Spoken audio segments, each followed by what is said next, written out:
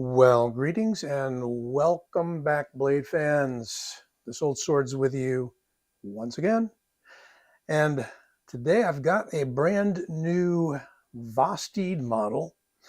I got to tell you, this company, and we've said this about a lot of different companies, they are doing everything right and knocking it out of the park with so diverse a selection of models. I should show you that every Vosteed comes in a nice steel box, generally has, and this is the box for this one we're going to take a look at, which is the Valkyrie. If I take that out, we have the Valkyrie sticker. There's two of them in there. And you can actually pick your flavor. Let's see if we can do this. Well, thought there were two there. There probably are. I'm just not showing them. They give you two stickers. Oh, there they are. There they are. They were hugging each other. Oh boy. Give me a break. A lot of effort just to show you that there's two stickers. There you go. We've got the darker face and the lighter face, a flavor for everyone. And we've got a very nice Vosteed patch. Getting everything in the way here, aren't I? Yeah, I know. What's this guy doing? Showing you all the paraphernalia and not the knife, right? There's the Vosteed patch. There's some nice literature. And there's a nice pouch that goes into the metal tin. Now that we got that out of the way, this is a button lock, which Vosteed refers to as a Trex lock.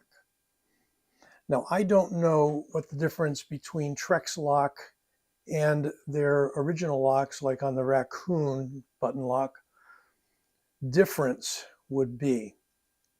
All I can tell you is that this is the Seax version, and there is a Wharncliffe version as well of the Valkyrie. This came from White Mountain Knives. Price was around $70. I'll give you the link. I think they're sold out of both models right now at White Mountain. That's a shame, but it's a credit to Vosteed. Full grip, 4 fingers on that knife. It's about a 3 1/4 inch blade. We'll get the measurements in a moment. It's a beautiful satin finish. And the steel is Nitro V, something new that they're trying at Vosteed. I don't think I've seen any Nitro V blades with Vosteed before. They've done 154 cm. I think they've done 14C. Might have even done some D2 in the beginning. I'm not sure. And I know there's a long and storied tale about Vosteed. I'll leave you a link to their webpage. And a lot of it has to do with who was making their knives in the beginning.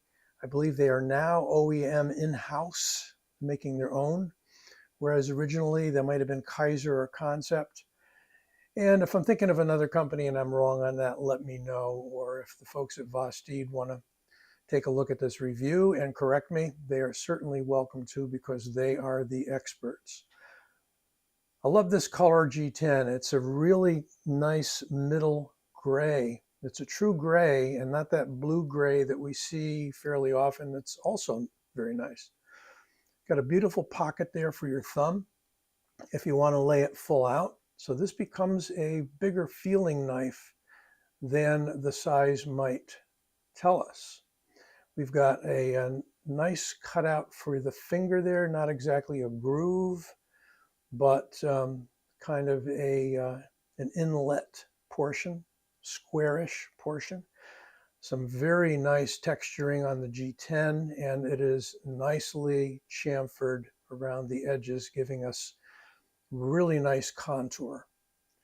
It is basically a straight edge, but not perfectly straight. As you can see, it's got a little bit of a belly to it. So the difference between this and the Wharncliffe is that the Wharncliffe will go out to about here and drop down, whereas this is a long swoop. So they're calling it a Seax or an SX model.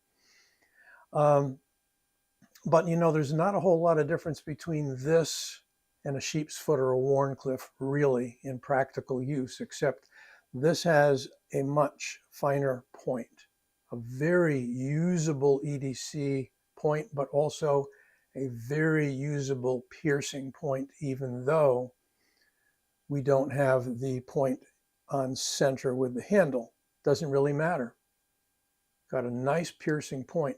I like that because you've got last ditch defense built into this knife very nicely, and you've got EDC all day long with a relatively high grind and a really bitey edge.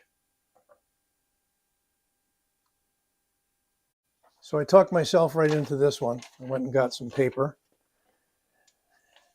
and let's see what it'll do.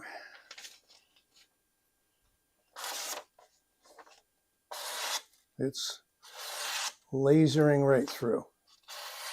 Oh, that's a beautiful edge right out of the box.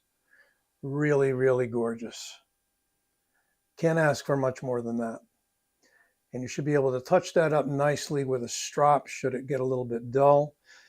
I just got a brand new Work Sharp Professional Precision Adjust, so it might see that someday soon as well. Great sharpener. Hope to be able to do some form of review on it. I don't do, you know, like breakdowns and long instructional type videos, but if I find the time, I'll do something with that. But for now, it's serving as a really nice sharpener for me. Back to the topic. This is the Valkyrie SX by Vosteed. Deep carry clip, and look, oh, they do everything right. Not only flathead screws, but it is inletted. We don't have a plate for the other side, but who cares? You got left-hand carry if you want it. You've got wide open construction with a barrel spacer in the back. Pretty much it. And I believe it's nested liners. Let's take a look. Oh yeah. Not only nested, but weight relieved on both sides. So we're going to catch weights on it and length in a moment, but why not right now? Why not? Overall length of this baby of almost 7 3/4, a little shy of that. 3 1/4 on the blade, and cutting edge is going to be about 2 3/4 because of the choil, which I hadn't pointed out. But that's a very usable choil, making this even more EDC friendly. Blade stock in millimeters, 2.8. In inches, here we go, 0.11. And the handle thickness, exactly 1/2 inch. Perfect. Now the weight. So 3 1/4 inch blade, remember that. And 3.4 ounces, almost an ounce per inch equation. I don't know why I've been saying that a lot lately, but what the heck. Back flipper, thumb flipper, reverse flick, couldn't quite get it that time. You know, my thumb's right there, so I'm sorry. Personally, I don't get why you'd want a middle finger flick it. I got arthritis right in the base of that thumb, by the way, and it just is burning up right now. So, yeah, I got all these little meds and things and exercises I do, but, you know, when the car body is old, it's old. Only so much you can do. A little bit of rust prevention.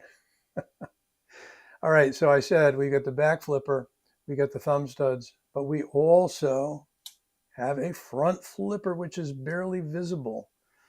Look at that, and look at the jimping they put on the front flipper and on the back flipper. They did not mess around. It is a fine file-like jimping that definitely picks up the skin, meaning doesn't tear the skin up, but gives you that contact, gives you that friction that you need in order to open it. I think my favorite way to open this one is probably the thumb studs.